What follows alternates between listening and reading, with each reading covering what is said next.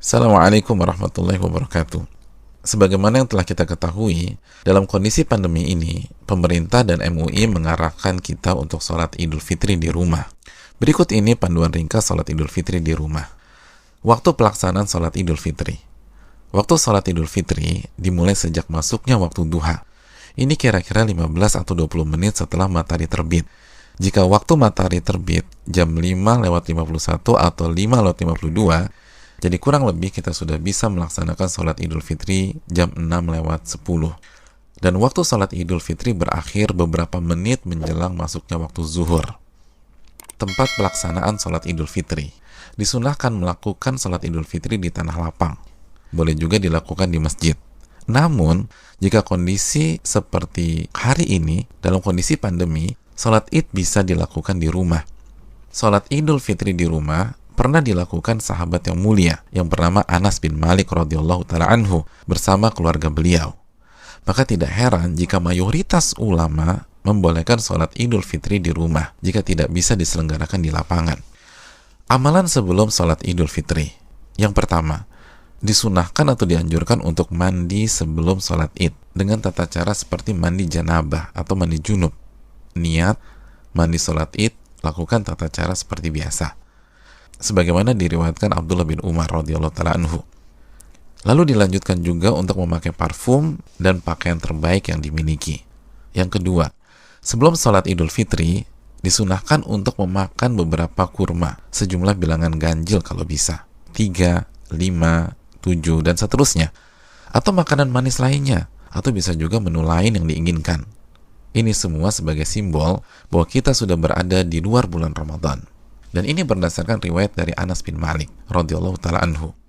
Yang ketiga, pastikan tubuh, pakaian, dan tempat sholat dalam keadaan suci serta bersih dari najis.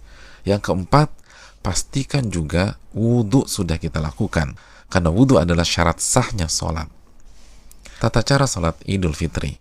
Sholat Idul Fitri dilakukan 2 rakaat dengan 7 kali takbir di rakaat pertama dan 5 kali takbir di rakaat yang kedua. Perincian tahapannya adalah sebagai berikut. Yang pertama, menghadap ke arah kiblat, lalu berniat di dalam hati untuk melakukan sholat Idul Fitri. Yang kedua, lakukan takbiratul ihram dengan mengucapkan Allahu Akbar sambil mengangkat kedua tangan sejajar pundak atau daun telinga. Telapak tangan menghadap kiblat, lalu bersedekap seperti sholat biasa, yaitu meletakkan tangan kanan di atas tangan kiri di antara dada dan perut.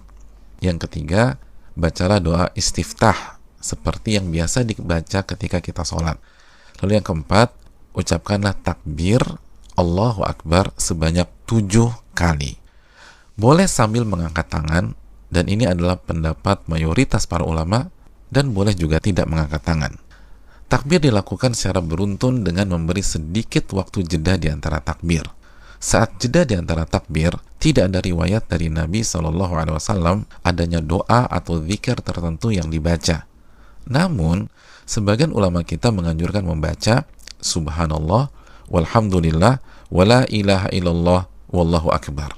Yang kelima, setelah rangkaian takbir selesai, bacalah surat Al-Fatihah, dilanjutkan dengan membaca surat yang mudah dan sudah dikuasai. Kalau bisa, dianjurkan untuk membaca surat yang disunahkan ketika sholat Id, yaitu di rakaat pertama membaca surat Al-A'la, dan di rakaat kedua membaca surat Al-Ghasyiyah, sebagaimana riwayat An-Nu'man bin Bashir.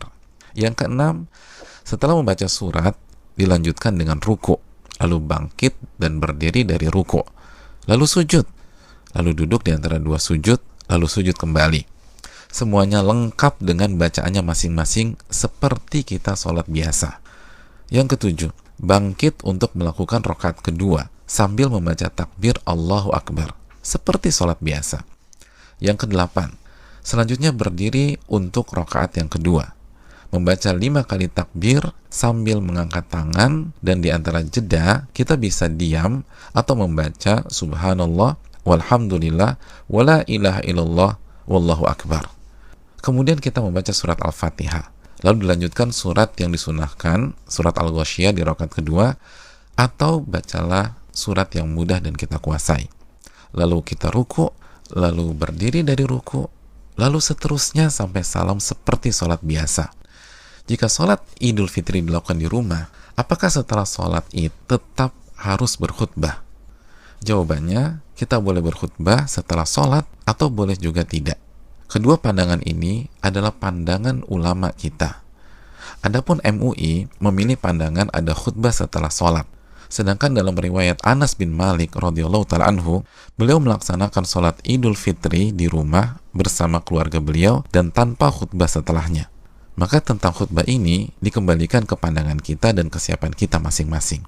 Dan sholat Idul Fitri di rumah bisa dikerjakan berjamaah dan bisa dikerjakan sendiri dengan cara yang sama. Hanya saja ulama menyampaikan jika sholat sendiri atau seluruh yang sholat adalah wanita, maka tidak ada khutbah.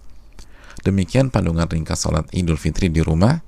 Semoga Allah Subhanahu wa Ta'ala memberikan taufik dan memudahkan kita untuk mengamalkannya, dan semoga Allah menerima seluruh amal ibadah kita di bulan Ramadan ini dan pada saat kita mengerjakan sholat Id. Assalamualaikum warahmatullahi wabarakatuh. Alhamdulillah.